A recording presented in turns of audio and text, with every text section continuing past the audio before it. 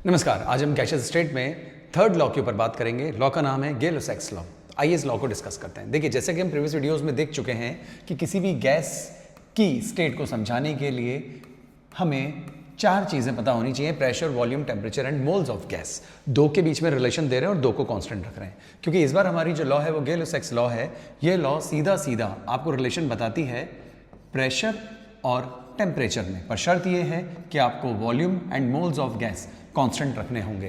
तो हमें साफ नजर आ गया है कि अगर वॉल्यूम कांस्टेंट रखा जाए तो टेम्परेचर बढ़ाने के साथ साथ प्रेशर बढ़ेगा। इस बात को मैं समझा देता हूं तो आप थोड़ा सा बेटर समझ पाएंगे इस एग्जाम्पल से। मान लीजिए एक क्लोज कंटेनर है। इस क्लोज कंटेनर में 1 2 3 4 5 6 7 8 9 10 कोई गैस फिल्डअप है, राइट। इस वक्त टेम्परेचर जो है वो T1 है और इस वक्त जो प्रेशर है वो P1 है and this is volume V। हमने इस पिस्टन को लॉक्ड रखा है, क्योंकि जब पिस्टन को लॉक करके रखेंगे तभी वॉल्यूम कांस्टेंट होगा। पिस्टन अपनी जगह से हिलना नहीं चाहिए। अगर पिस्टन फ्री फॉल में है तो आप प्रीवियस वीडियो में देख चुके हैं कि प्रेशर कांस्टेंट माना जाता है, लेकिन इस वक्त पिस्टन लॉक्ड है तो वॉल्यूम फिक्स्ड है। इस वक्त इनका कुछ प्रेशर है जो कि हम मैनोमीटर से निकाल लेते हैं, प्रेशर मेजरिंग डिवाइस, और इस वक्त कुछ टेम्परेचर है। कुछ समय बाद आपने कुछ चेंजेस किए। ना द क्वेश्चन अराइज, क्या चेंज किया? चेंज में हमने टेम्परेचर बढ़ा दिया, मतलब कि हमने कंटेनर को हीट किया। ये एक तरह से मैं ये बताना चाहता हूँ सिर्फ आपको कि हमने हीट किया तो टेम्परेचर T2 हो गया, और इससे रिलेशन आ रही है कि T1 जो है से ज़्यादा T2 है, राइट। मॉलिक्यूल्स ऑफ गैस तो जितने थे उतने ही रहने, 1 2 3 4 5 6 7 8 9 10 ही रहने वाले।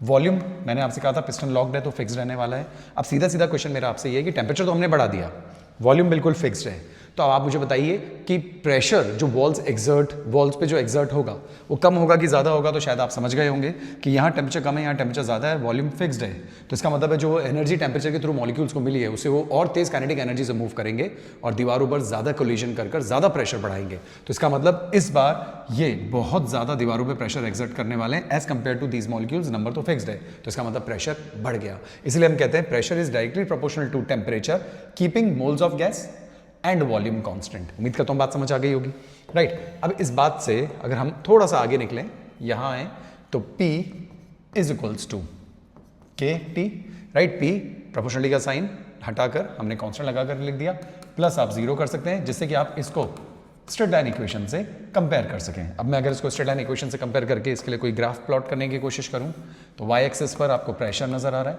x एक्सिस पर टेम्परेचर इन केल्विन स्केल, याद रखिए। तो यहाँ पे टेम्परेचर जीरो किया जा सकता है, और इंटरसेप्ट की जो वैल्यू है, स्लोप हमेशा बढ़ता हुआ ही आपको नजर आ रहा है। t और इसके बीच में इंटरसेप्ट कुछ है नहीं, ये चीज़ आ गई आपकी, और जो स्लोप है that is equals to K। Zero से स्टार्ट कर सकते हैं केल्विन स्केल में। तो ये ग्राफ आपके सामने आ चुका है, काफ़ी इंपॉर्टेंट ग्राफ है, समझ में आ गया होगा। हम प्रीवियस वीडियोस भी देखें।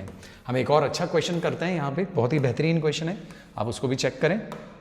मान लीजिए एक ग्राफ आपको दे दिया जाए एग्जाम में और बॉयल्स लॉ के हिसाब से उसको अरेंज किया हुआ हो, pressure is inversely proportional to volume, और ग्राफ आपको पता होगा हमने ऐसे पढ़े थे, राइट। मान लीजिए ये दे दिया जाए और एक कंडीशन में T1, एक कंडीशन में T2 और एक कंडीशन में T3 टेम्परेचर दे दिया जाए। सुनिएगा अच्छे से, और आपसे रिलेशन पूछा जाए what is the relationship between T1, T2 and T3। इनके बीच में क्या रिलेशन है? रिलेशन में तीन बातें हो सकती है, या तो बराबर, या बढ़ते हुए, या घटते हुए, इसके अलावा कुछ नहीं होगा। अब क्योंकि ये है तो isotherm, why you are calling it as isotherm? Isotherm का मतलब ये होता है वो ग्राफ जिसके अंदर उसको प्लॉट करते समय टेम्परेचर कांस्टेंट रहा हो। तो इसको प्लॉट करते समय टेम्परेचर T3 रहा, ये कांस्टेंट है। इसको प्लॉट करते समय T2 रहा, इसको प्लॉट करते समय T1 रहा। तो T1, T2, T3 तीन डिफरेंट टेम्परेचर है, पर ग्राफ की प्लॉटिंग एक एक बार अलग अलग टेम्परेचर पे की गई है। वेरिएबल प्रेशर और वॉल्यूम थे, इसीलिए ये ग्राफ देखने से इस वक्त आइसोथर्म ही है। तो क्वेश्चन उठता है फिर ये वाला ग्राफ क्या है? इस वाले ग्राफ में वॉल्यूम हमने कांस्टेंट रखा था, और जब वॉल्यूम कांस्टेंट रखा जाता है तो उस ग्राफ को कहते हैं आइसोकोर।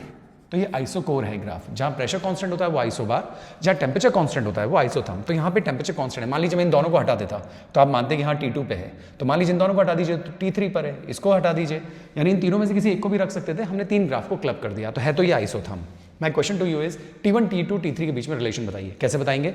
बस आपको ये करना है कि आप कहीं पे भी लाइन खींचिए, क्योंकि प्रेशर कांस्टेंट करना भी आप सीख चुके हैं और वॉल्यूम कांस्टेंट करना भी आप सीख चुके हैं। सबसे पहले हमने अभी क्या किया है? अभी हमने वॉल्यूम कांस्टेंट किया, तो हम एक काम करते हैं, कांस्टेंट वॉल्यूम पर कलर चेंज करते हैं, ठीक है। कांस्टेंट वॉल्यूम पर मैं एक लाइन खींच देता हूँ, आप चेक कीजिएगा। मान लीजिए लाइन मैंने खींच दी, इस जगह वॉल्यूम कांस्टेंट है इस पॉइंट्स पर, तो देखिए एक पॉइंट ये मिला, एक पॉइंट ये मिला और एक पॉइंट ये मिला। अब इस पॉइंट के कॉरस्पॉन्डिंग अगर आप प्रेशर को नोट करने की कोशिश करेंगे तो ये प्रेशर इन दोनों से सबसे ज़्यादा आना है, डन। और प्रेशर अगर सबसे ज़्यादा होता है तो उसके कॉरस्पॉन्डिंग टेम्परेचर भी सबसे ज़्यादा होता है, क्योंकि pressure is directly proportional to temperature. यह भी अभी आपने देखा है, pressure is directly proportional to temperature. तो कुल मिलाकर क्या हुआ, इस टेम्परेचर पर प्रेशर सबसे ज़्यादा आ रहा है, तो इसका मतलब यह हुआ कि T3 सबसे ज़्यादा, एंड ऐसा ऑर्डर आपको मिल जाएगा क्योंकि इसके कॉरस्पॉन्डिंग प्रेशर सबसे कम है। एक तरीका तो ये है। अच्छा, दूसरा तरीके में हम एक काम करते हैं, यू हमने कांस्टेंट किया, इस बार प्रेशर को कांस्टेंट करके एक लाइन खींचते हैं। मान लीजिए हम यू लाइन की बजाय अब ये वाली लाइन खींच रहे हैं, हम यूं खींच देता हूं मान लीजिए, है ना। इसको ध्यान दीजिएगा, इस कंडीशन में ध्यान दीजिए, प्रेशर कांस्टेंट है। अब आपको फिर 3 पॉइंट्स मिले, 1, 2 और 3। इस पॉइंट पर ये टेम्परेचर है, लेकिन इस पॉइंट पर अगर आप वॉल्यूम देखें तो ये है, तो वॉल्यूम बहुत कम है, ध्यान दीजिएगा। इस पॉइंट पर देखा जाए तो वॉल्यूम बहुत ज़्यादा है। तो इस पॉइंट पर अगर मैंने यू लाइन खींची तो प्रेशर कांस्टेंट हो गया। जब प्रेशर कांस्टेंट हो जाता है तो कौन सी लॉ आ जाती है, लॉ आ जाती है जो हमने इसे जस्ट पहले देखी थी, and that is Charles law. क्योंकि प्रेशर कांस्टेंट रखते हुए हमने वॉल्यूम और टेम्परेचर के बीच में रिलेशन दिया था, और रिलेशन आई थी directly proportional, volume is directly proportional to temperature.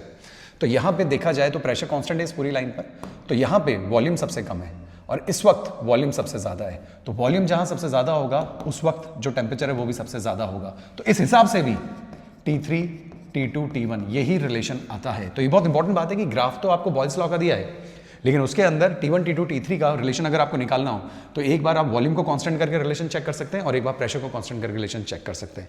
बहुत इंपॉर्टेंट थी लॉ, अच्छे से क्वेश्चन प्रैक्टिस करेंगे हम आने वाले वीडियोज में।